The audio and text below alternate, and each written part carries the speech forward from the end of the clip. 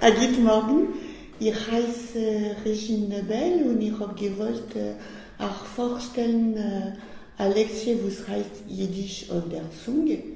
Jiddisch auf der Zunge ist ein Schmisskreis.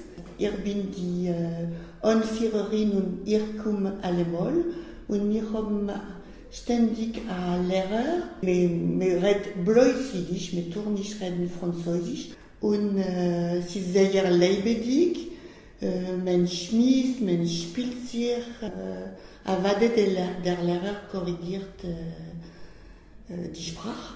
Ich meine, das ist alles. Ich hoffe, ihr werdet kommen, schmissen mit uns und noch einmal im Leben Jiddisch auf der Zunge. Ich habe vergessen zu sagen, dass wir können reden mit verschiedenen Akzenten. Wir können reden Polisch, Litwisch.